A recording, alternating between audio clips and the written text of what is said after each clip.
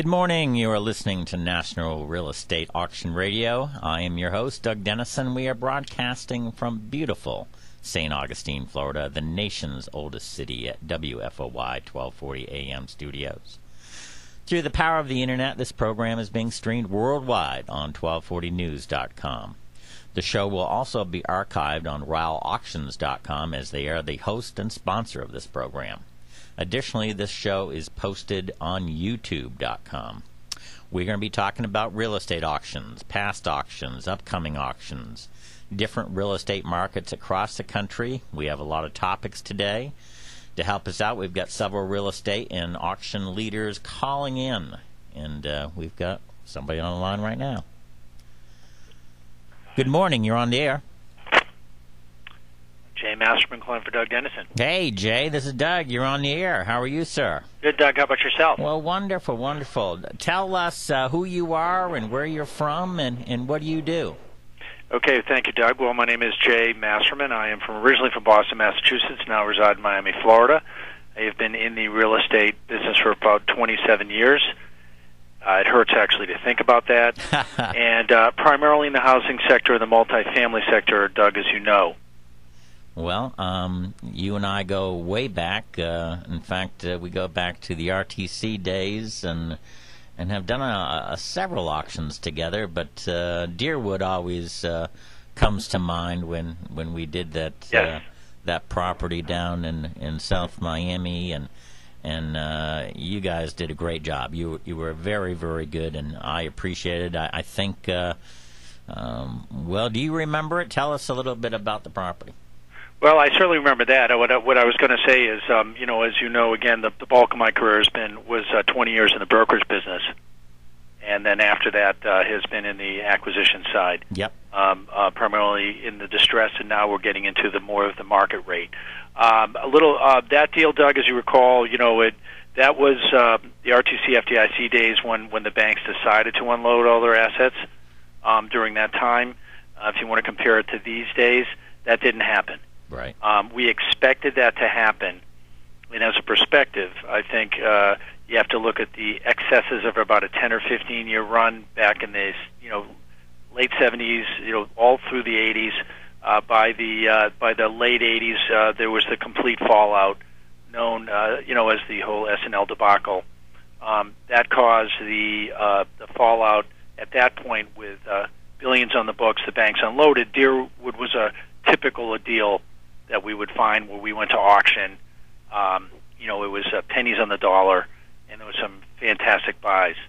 You look at that in modern day and say, well, what happened today? Well, a lot of folks expected another RTC, FDIC type of scenario. Mm-hmm. I would say that into the 2000, we had about another 10-year economic run from the mid-90s. You get to about mid-2000, things slowed down. And then I think everybody realized by 2008 that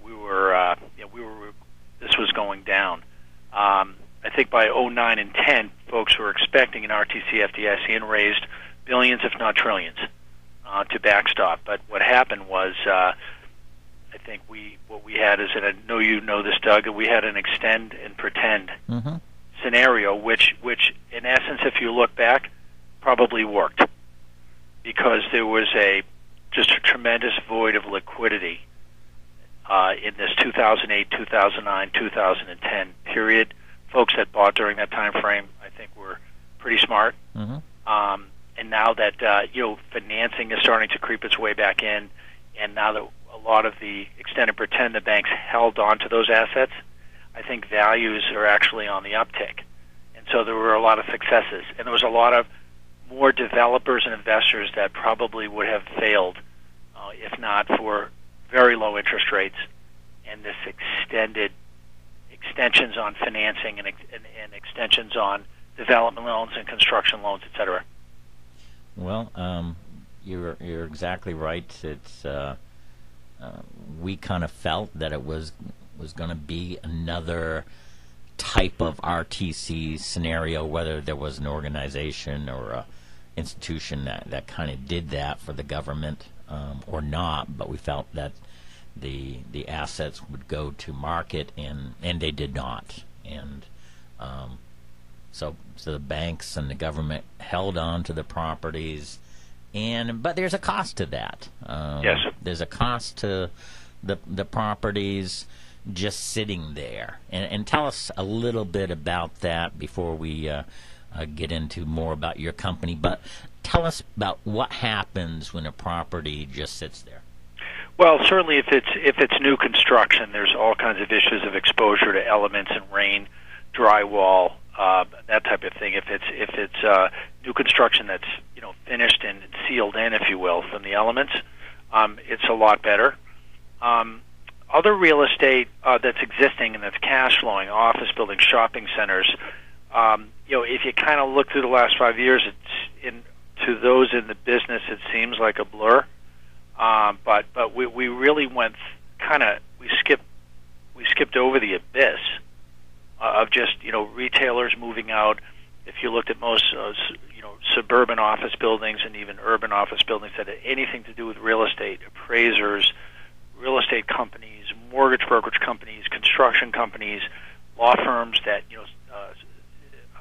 specialized in work to the construction industry, especially in Florida, Doug. Mm-hmm. It's certainly different around the other parts of the country because sometimes when you talk to people in Minnesota or Oklahoma are different, they never had those wild gyrations. They didn't have condo conversion markets, et cetera. But essentially, in the properties, Doug, overall, I would say, again, that this extended time frame probably helped everybody, get through an economy that's working and laboring hard to get back to health at this point. Right.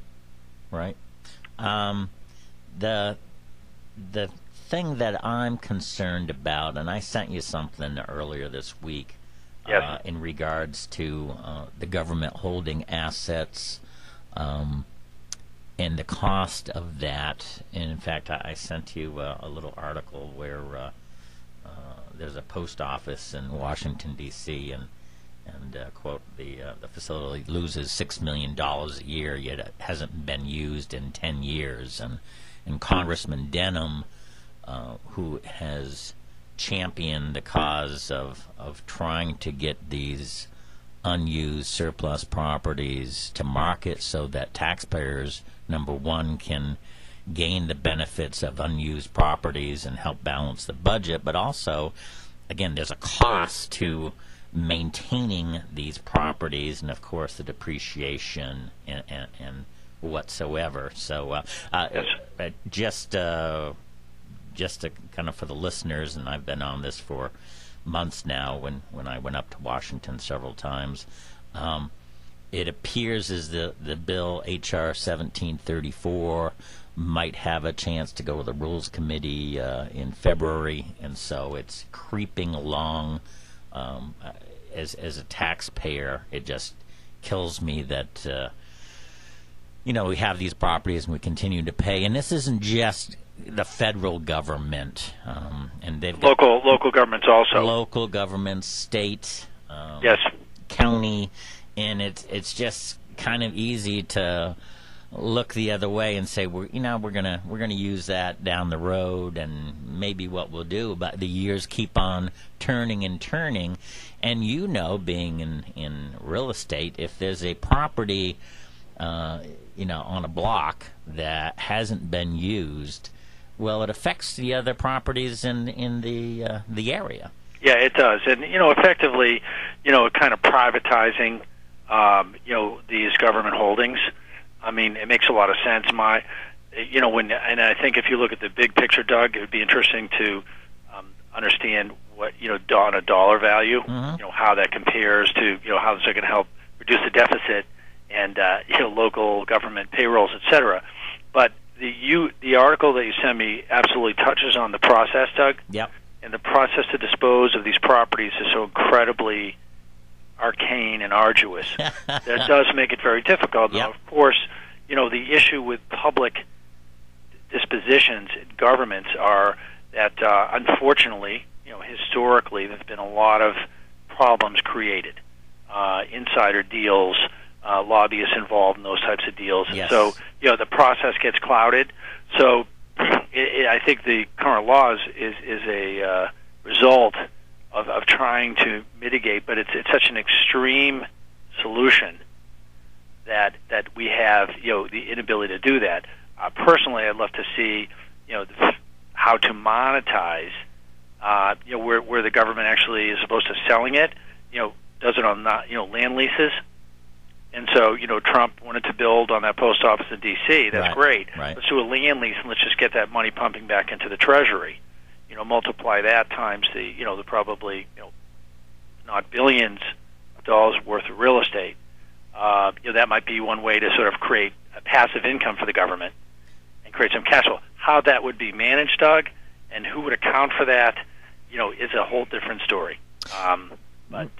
Well, you touched on something that goes dear to my heart, and that is the insider type of being able to get a property for what it's not worth, and that's why.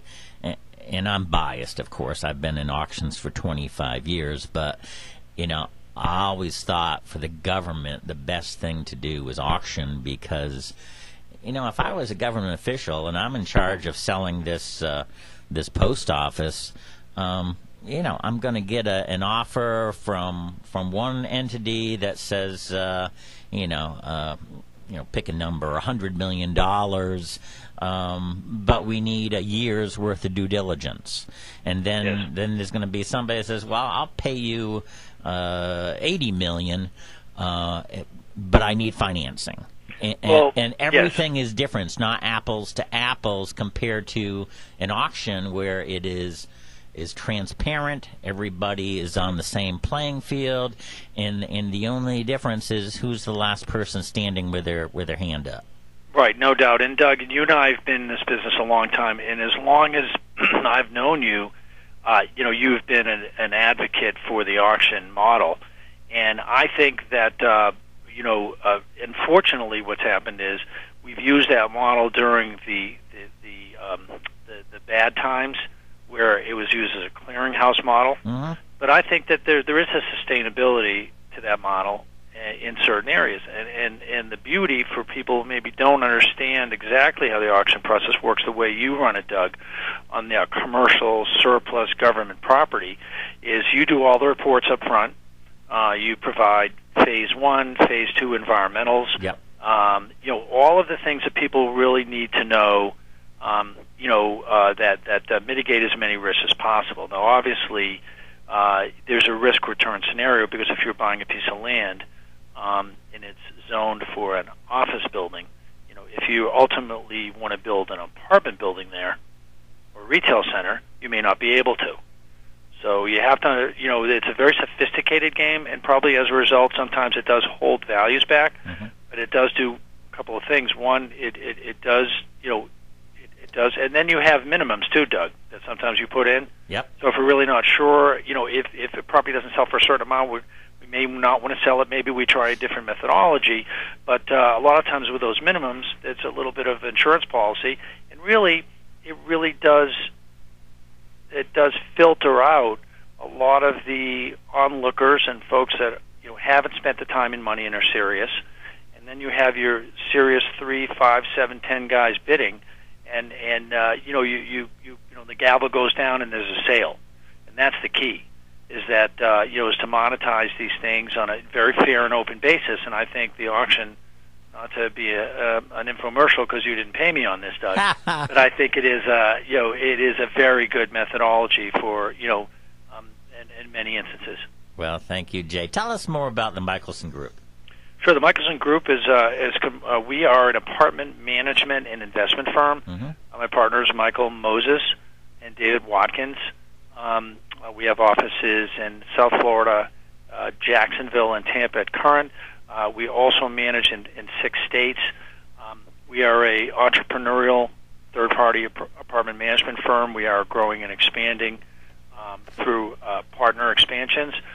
We do have an investment side that is really a lot through our existing clients, where we go in and buy older apartment communities, renovate them, rehabilitate them, and create wonderful living spaces for several different economic strata, a recent deal that we did was 693 units in Jacksonville, Florida, that we are completely rehabilitating and are very excited to be delivering that community within, actually currently renting, but fully renovated in probably 12 months. Well, I'm going to go for a 1-minute break, then I'd like to come back and ask you, Jay, what do you think are going to be the trends for the future? You are a talented guy in the real estate business. I'd like your predictions for this year. And let's go for a quick break. We'll be right back. I'll be waiting. MarkNet Alliance is a national, membership-based network of 41 auction companies. Our companies are successful auction professionals with proven track records and thriving businesses. The MarkNet companies have a staff of over 540 employees who are working hard every day to meet the goals of their clients during our ever-changing economy. MarkNet companies are able to achieve these goals through cutting-edge technologies and ever-growing investor pools. To view the hundreds of auctions currently being conducted, or for more information, visit marknetalliance.com. Okay, we're back. This is National Real Estate Auction Radio. I'm your host, Doug Dennison. We have Jay Masserman on the line. He's a principal in the Michelson Group from Miami, Florida. Jay, again, you've been around for a while, like I have, and tell us what you think, your prediction, your crystal ball for the upcoming year. And I know you're very into multifamily, so let's start with that. Sure. Well, multifamily has been recovering. What happened in this last downturn economically, Doug, is that a lot of the values on real estate really, and if you look at 2000, 2008, were the pinnacle of this downturn. Values were down, 25, 30, 40% in terms of ultimate values. Well, as a result, with the weakening economy, rents were also down. So what we see today, Doug, what we're seeing now today going forward is a few things. One, we're sort of predicting that the interest rates will stay, for developers and investors, relatively low for at least a short period of time, maybe medium. That's helpful to us because when we're in a buying mode, that we know our short-term and our bridge loans, et cetera, in order to get us stabilized and get our permanent loans, the interest rates will stay low and will be favorable. Obviously, we added, I think the number is 200,000 jobs nationally in January, and we are seeing many, many positive trends. And I know, Doug, you follow the emails and a lot of the GlobeStreet.com and a lot of these national things that the office market is tightening. Retailers are, re-expanding, and there's new retailers coming to the markets.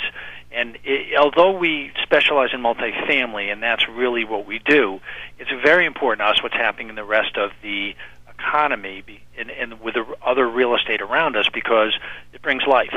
With this multifamily, there's retail. Where there's jobs, there's multifamily strength. Everything works upon itself. So I think, number one, we're hopefully going to see increasing rents in the apartment market that have been suppressed for some time. We're also seeing, again, a little bit of the office recovery, retail, industrial as a result of manufacturing, and the support services for retail, as well as development, Doug. The crane was the national bird in Florida. And I do mean the construction crane, not the bird crane. Yep. We are starting to see land clearing, starting to see cranes. A lot of the first projects, and this even goes for nationally, out of the box are going to be the really safe, sound, well underwritten, very, very solid sponsors. I mean, the developers and the investors, ample capital to be able to sustain. The lenders are stuck their toe back in the market. There's a lot of debt available that's still conservative, for conservatively underwritten projects. Yeah. But we having been in the business for 2 or 3 cycles now, it does feel that things are loosening. And a conversation I have today with a lender, I'll have a different one tomorrow. There'll be a new lender that is into the market and that wants to get into the business, it'll be slightly more aggressive. So that helps the whole real estate business to regain momentum. So you're saying that financing is getting better for individuals and groups who want to go after those projects. Absolutely, and of course, there's a very important buzzword to developers, investors, and with the differential, Doug, between recourse and non-recourse, which is personal liability. Yep. So in the multifamily business, we're extremely fortunate to have non-recourse financing. In the commercial sector, that's probably coming, albeit slowly, and usually not in the construction end of the business, when the construction is pretty much all recourse financing. So you certainly, the good news is that the projects now that are coming on the ground are very soundly conceived, and those are the beginning of the cycle projects. If we get back into another cycle and start roaring again, you're going to inevitably see those ones that should not get built, should loans that shouldn't be done. But we're a ways away from that. Well, Jay, I want to thank you for calling in. Tell us how people can get a hold of you. Sure. Well, email is always the best thing. So my email is jay@Michelson, which is MICHAELSON, REP.com. It's Michelson Real Estate Partners. You can Google Michael Real Estate Partners, and that's probably the best way to get in touch, Doug, for the listeners. And appreciate your having me on your show. Well, thank you so much, and I'm hoping to see you soon. And again, I've appreciated working with you in past. Hope we can work in the future. And again, Jay, you have great talents in that South Florida market and beyond. So thank you very much, and have a wonderful weekend. Do the same, Doug, and appreciate you having me on your show, and we'll speak to you very soon. All right. Take care, Jay. All right, that was Jay Masserman, principal in the Michelson Group in Miami, Florida, talking about multifamily, talking about trends that he sees for the future. He and I did a auction for a project down in South Florida many years ago, apartments that were damaged, and it was a great work and great effort by Jay to put it together. It was very successful, and I want to thank him for that. We're going to have another guest coming up from Texas. Jay's from Miami, Florida. We're going to hear from a group from Dallas, Texas. And again, this is the National Real Estate Auction Radio Show. We're trying to give you an educational experience for the listeners in a promotional format for auctions across the country. And I've been in the real estate auction business for about 25 years, seen several cycles just like Jay has, and I believe that this is a great time for people to consider buying properties, because there's many fortunes to be made in the real estate market if you buy it at the low time. We're going to go for a half-hour break, and then we'll be back. And again, I want to thank you very much for listening on this Friday. Again, the National Real Estate Auction Radio Show, sponsored by Rowell Auctions. Come on out to the St. Augustine and St. Johns County Flea Market, where the fun begins. There's old, new, and unique items every weekend. Bargain basement prices and something for everyone. Just in time for Christmas shopping. There's a great farmer's market and Charlie's Famous Barbecue. You haven't had barbecue until you try Charlie's, and you won't find better baked beans. Churches and charities get a free booth 2 days each month. Business owner display, 50% off rental prices. RV parking and outside storage, the best prices in the Tri-County area. Second month free on outside storage. Every Saturday and Sunday, the St. Johns County Flea Market is open from 8 a.m. to 4 p.m. State Road 207 and I-95. Letty and Bo Bozard and Jeff King talk about the latest going on at Bozard Ford. We just had the best month we've ever had. Yeah, absolutely. Our sales numbers were 20% above our best record month ever. We beat every Jacksonville Ford dealer in sales volume for the month of July. So it was just a terrific month. And it didn't just, and the success of the month wasn't just tied to sales. Parts and service had record months as well. It was phenomenal. There is no recession at State Road 16 and I-95 at the outlet malls because we're having a great time and doing big business at Bozard Ford right now. Not only did it feel great to break the records and beat the guys up in Jacksonville, but what felt the best is the way that we did it. We're trying to do business the right way. We've put that message out there to the folks in our community, and they're coming out and doing business with us because they like the way we're doing business. When you're out our way, come see us at Bozard Ford at the outlet malls. Ray Jr., America's loose cannon. You can't stop him. You teachers have traded your soul for a little bit of job certainty. The government has underestimated the amount that they were going to need to pay all these long-term benefits by $3 trillion. You can't shut him up. All you teachers complaining about special interests, I got news for you.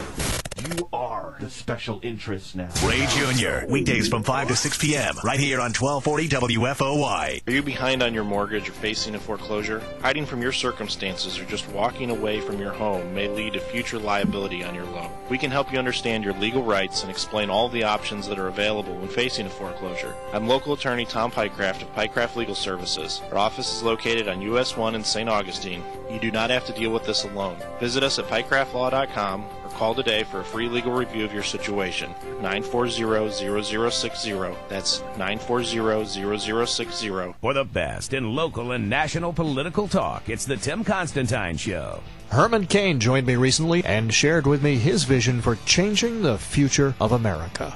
Tim, my mission is still the same, even though I may not be seeking the position of president, and that's to defeat Barack Obama. And I happen to believe that 999, the revolution which I have launched at CainConnections.com, is a way for us to get that done. The Tim Constantine Show.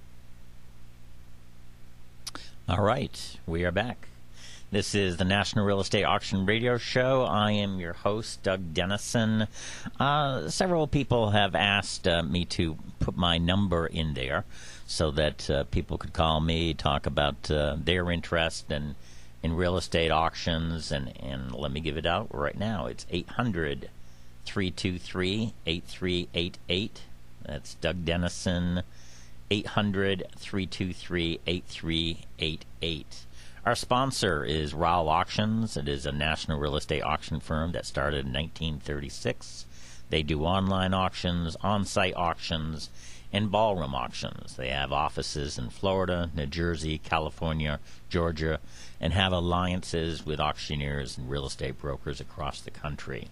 They do government auctions, bankruptcy auctions, and much more. And they have a big auction schedule coming up, so check out their website at www.rowellauctions.com. That's www.rowellauctions.com. Jay Masserman was on. He's from the Michelson Group in Miami. He and I, when he was a broker, worked together on a real estate auction. And so I want to let people know that real estate professionals can make a lot of money with real estate auctions, and this is how.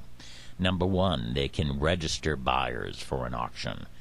Most auction firms offer commissions if the broker would bring a buyer, register them properly, and it's a win-win for the broker, the auction company, because the dollar amount goes up higher, and for the seller. So, again, number one is registering buyers for an auction. Number two is an auction referral. A broker calls and says, hey, there's an auction possibility coming up. I'd love to work it with you.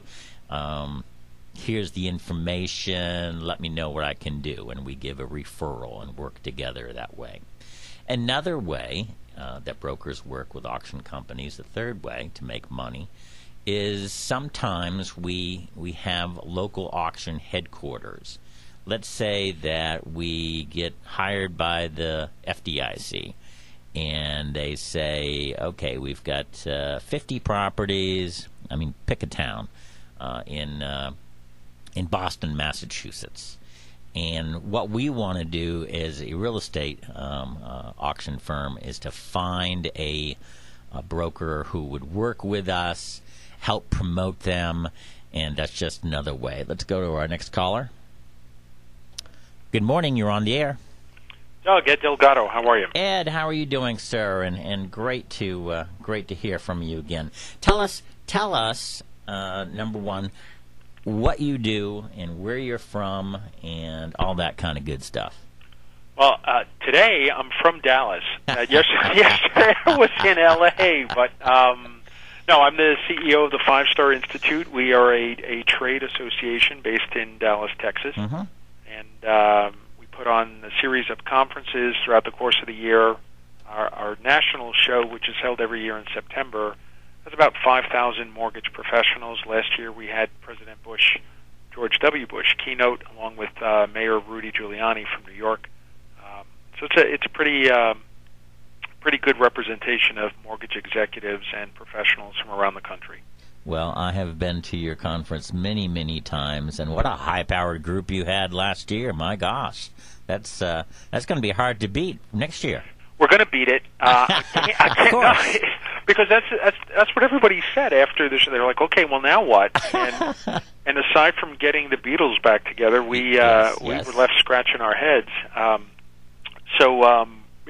think in probably 1 or 2 weeks we'll have a very substantial announcement to make about how we're going to top last year's event. But no, it was definitely a lot of fun. Well, very good. Give us your website. I want to do that a couple of times during the show just to remind people where they can contact your group and how they can register for these unbelievable conferences. Yep. Website is really simple, www.the5star.com. 5 is spelled out. So www.the5star.com, and you'll get a whole bunch of information on that site about conferences, about our online publication, DS News and M Report, events, profiles, education services. It's packed with everything that's 5-star. 5,000 people. That's a lot of VIP people in the mortgage and real estate business. Again, they get trained at that. Besides getting new information, there's training opportunities, isn't there? Yeah. I mean, there's always special breakout sessions and curriculum that's being offered throughout the conference. And this coming year, we will be having continuing ed credit association with our coursework. So if you're an agent or a broker and you need to maintain a certain level of CE status, 5-Star is the place to do it. Very, very good. Tell us, in your opinion, what happened last year, because it was a very interesting year in real estate and the market. You have a national job. You meet with VIPs from across the country. I know real estate is local, but overall, what's your feeling on last year? The patient's still in critical condition. We didn't see what I think many economists felt was that we were going to see a modest rebound, or what they considered a stabilization in home prices. And home prices really is at the epicenter of crisis. Yep. We could talk about that later on, but I think a lot of people towards the second and third quarter of 2010 said light at the tunnel. Third quarter 2011, we'll actually start to see some mild upticks in select markets, and that just didn't happen. Year over year, we saw a 2% decline in home prices. And REO saturation is low, but prices keep falling. So that when you have that situation, it's just a bit of a turnoff. Investors aren't coming back to the marketplace. People can't sell their homes when they need to. Values are down, and so you're dealing with this kind of malaise in the marketplace. It's like walking through a fog at this point. Where are we at the bottom yet? And we're just not there. We just continue to muddle through. So. I found it interesting that looking ahead to 2012, the same analyst that said that we're going to see an uptick said, okay, 2012 is going to be the uptick. And when I said, okay, how much of an increase do you think you're going to see in home price appreciation? 0.2%. Wow. So 0.2% is the expected recovery. That's nothing. That's absolutely nothing. It just means that's an uptick? Yeah, that's not an uptick. That's called a blip, which means if one person doesn't sell their house, it could go negative. I'm being sarcastic about it, but the reality is I don't think you're going to see anything in 2012 of any measurable importance in terms of rising home prices that I think is necessary to reignite the market and the lending machine. Is there anything that can be done to help? I mean, obviously the economy is not doing as well as we'd like it to, although there are signs of possibilities. How can this housing crisis be better helped? Two things I would say. The president's announcement in the State of the Union won't help the housing market. So for a moment, if we can, talk a little bit about that. I think launching an investigation, a criminal investigation into lending practices and policies around the development and sale of securitizations is probably detrimental to progressing on any level of attainable settlement between the banks. And what you're looking for, what the consumers are looking for, is closure, right? And I may be backing into an answer to your question, but I've repeatedly said, and perhaps on one of our previous chats, Doug, that I don't think we're dealing with a crisis of credit anymore. This is a crisis of confidence. The consumers are concerned that I don't want to become a homeowner if there's nothing to fall back on. I don't want to be a homeowner if my investment in that property doesn't yield any level of appreciation. I'm afraid. Right. So despite record low interest rates and despite enormous inventory, nobody's buying. Mm-hmm. And people say, well, the banks don't want to lend. That's absurd. It's absolutely absurd to make that allegation. If banks want to, it's like saying a gas station doesn't want to sell gas. Of course they want to sell gas, so they make money. The reason why that perception is out there is that the credit policy has changed. And that was the accusation at the start of the crisis, is that credit policies were too lax. So the banks engage in responsible lending practices, then they're accused for not wanting to lend. Well, that's not accurate. The banks want to lend. They've just said, if you have a 580 FICO score and you've been working for 3 weeks and you bring in a pay stub, you're probably not going to get a $500,000 loan. Right. And there's nothing wrong with that. That's called responsible lending. You're going to have a good credit score, a sustainable level of income to support the mortgage amount that you're seeking. So I think that to the extent that you're in this name-calling stage between the banks and the government, you evil banks, you evildoers, and we're going to press charge. The consumer looks at that and says, well, this battle isn't over yet. I don't want to get involved in the crossfire, and they're standing back. I think had you pursued a sensible settlement with the banks, and they said, look, penalties have been paid. There's a restoration of accountability with the banks, and the federal government helped achieve that. And we've now reached a point in conclusion where we've set aside a process, and we have $25 billion, which amounts to be a punitive cause in righting the ship. Let's move forward. I think the consumer says, yeah, okay, well, now that's it. It's done. Now you're going to launch an investigation. It's going to drag on for months. Maybe it's going to be sensationalized in the media, and consumers are going to say, well, I don't want any part of this. So that's my short answer, is stop the accusations and the innuendos, move to some closure around what was born from this crisis, and let's move ahead. One of the things in the State of the Union that wasn't addressed, which was disappointing for me, because I've been following it for about a year, is last State of the Union, a year ago, the president said, we've got a lot of these government surplus properties, warehouses, and office buildings and land that is not being used and is costing us money, the taxpayers' money. We're going to try to sell these and help balance the budget, but also get the burden off of the taxpayers for the cost. And I think I sent you the deal about the post office in Washington, D.C. that hasn't been used for 10 years, but is it costs the American taxpayer $6 million a year for upkeep. And I thought that the president would continue on that vein, and he did not. In this State of the Union, I'm hoping there's a bill called H.R. 1734 that is going to the Rules Committee in February. I'm hoping. I mean, it's not perfect. The bills are never perfect, but the premise that if there's unused properties that are costing the American taxpayer money, why don't you sell them, try to help balance the budget, and get the tax burden off? And, of course, this is just not federal. Locally, state, county, all have these type of properties that are not helping the country any, because they're being unused. And I know we've talked about this before. Do you have any kind of update or your thinking on this?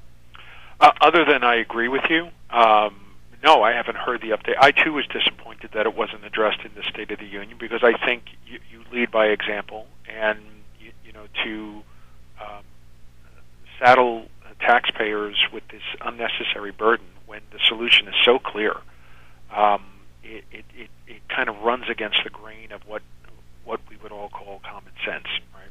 So I think there are several things that can be done to stabilize the housing market. I think the bill you've described is just one of many that needs to be brought to the attention of Congress, and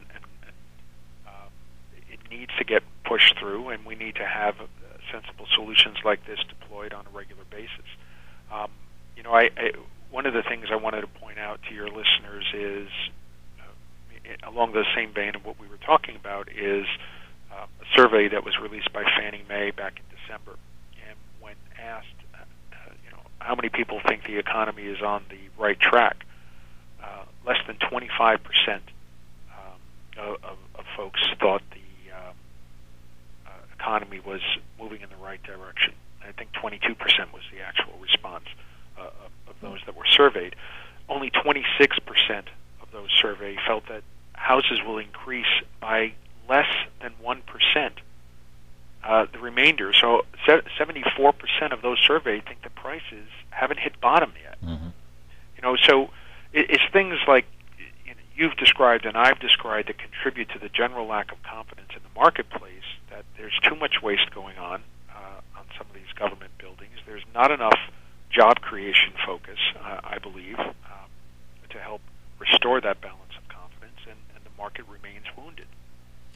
Hey, I'm not sure if it's my equipment, but just maybe speak up a little bit louder. It may be us, but we want to make sure that our listeners are hearing you. It could be me. I may be whispering again.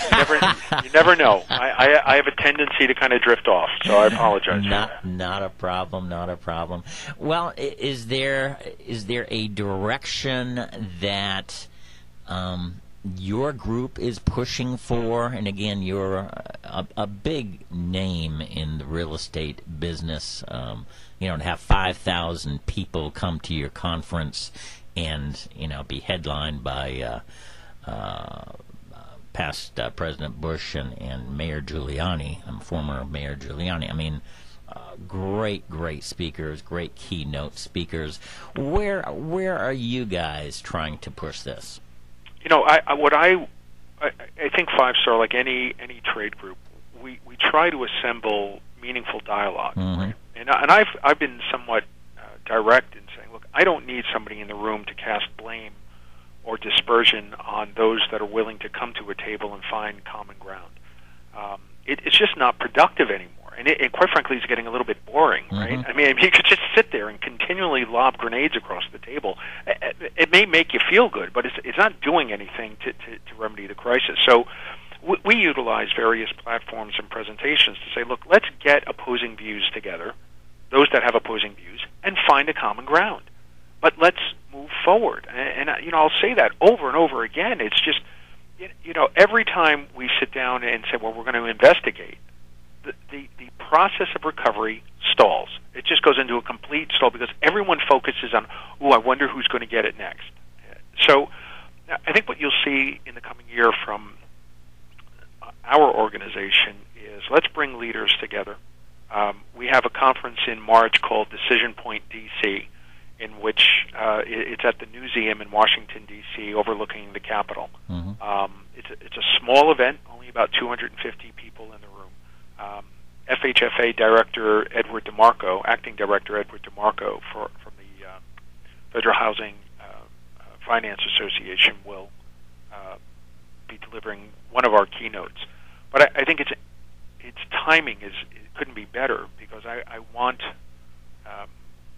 our organization to be portrayed as the driver of change and healing for an industry. And I think those types of dialogues will be our main focus in the coming year.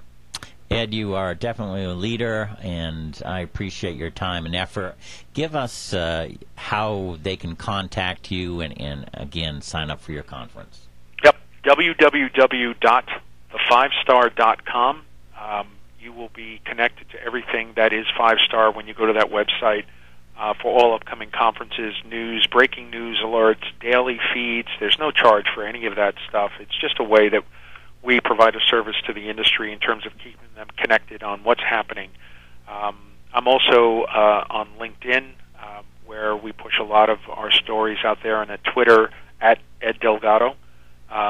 So you can follow what's happening and what we're doing on both my LinkedIn and Twitter account, which feeds right into DS News and the 5-Star Institute.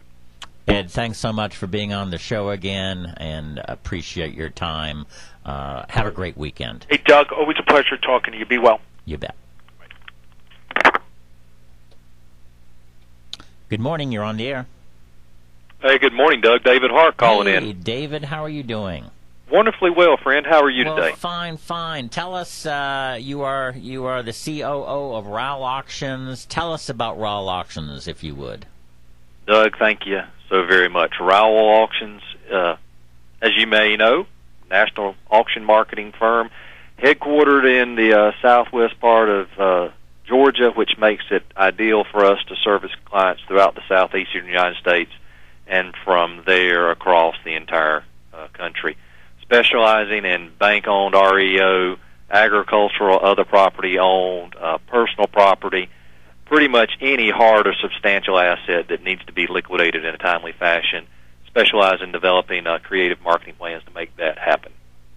Well, you just had an auction in December for a bank that was in Georgia, had a lot of properties. Tell us about that, if you would. Doug, as you know, banks working on a calendar year financial statement, they look up in that fourth quarter and are very interested in moving assets off the balance sheet that are no longer of any asset to them, and looking to just minimize that holding cost. And we were charged with the opportunity and responsibility to sell right at about 250 assets on a footprint across Georgia, up into North Carolina and into Tennessee. Did the event over a 3-day period with an intense pre-bidding simulcast period where individual bidders could actually bid via the internet, and if they desired, they could actually come to an on-site live auction location where the actual 3-day event concluded, and we established winning bidders. All the properties were sold at absolute auction, and as you may know, absolute auction is when the seller makes the offer to the potential bidders that they are not going to reserve the right to decline bids. So what you know is a bidder coming to the process, highest and best bidder and last bidder will own the property when the auctioneer's gavel comes down. So that added a lot of energy as well. Right at about 250 assets. Many of them were pre-sold in advance of the auction, and then many of them were sold during the 3-day event as well. Excellent opportunity to move properties right there at year-end for the client. Well, was the seller happy? Seller was extremely happy. One of the challenges many of our banking clients are faced with in today's market is a market timeline that just continues to grow longer and longer, and understanding that these these assets are not returning value. They're in areas where there is no price appreciation, and many times there's no price stabilization. So in essence, what that means is every day I own this property, it's worth less and less, strictly as a market function. Now, when you add in the fact that I'm paying property taxes, I have insurance I have to work with, I have other physical deterioration on the property, every day that bank maintains that property, they're returning less and less to their shareholders. So the bank was extremely happy with the results. The numbers met and exceeded their expectations, and it just produced a real clean environment where even with the end-of-year holidays that we worked through, Christmas, New Year's, we still averaged about a 21, 22-day average close on those assets. So contracting them on one day, 22 days later, the bank was at the pay window receiving their proceeds from sale in non-contingent fashion. No issues for repairs, no issues for financing contingencies or anything such as that. Are there a lot more bidders when it's an absolute auction? Oh, Doug, of course. It's kind of like the difference between lighting a candle and lighting a firecracker. In today's market, there is so much inventory available for the bidding pool to look at. What you have to have is you have to have a catalyst to put your properties in front of other inventory. And one of the best ways we have found to do that is by offering these assets at absolute auction. And simply what that does is the buyer or potential buyer, the bidder, knows going into the process they are only competing against the rest of the buying public. They're not competing against the seller's perception of value. And what that does, it brings more people into the marketplace for these specific assets. They enter in more bids, and time again, if you have more bidders chasing a property, making more bids, your end results are going to be better. We've got about 2 minutes before the end of the show, but you are involved with MarkNet Alliance and using their internet bidding platform. Has that been a big help? Doug, it has been a tremendous benefit to our firm. It has enlarged our footprint. The internet bidding process, and in the auction industry, the auction profession, we're at a dynamic time in the entire industry. What you see is you have the technology that is changing ever so rapidly to bring these properties to the marketplace, and then you have the tried and true auction method of marketing.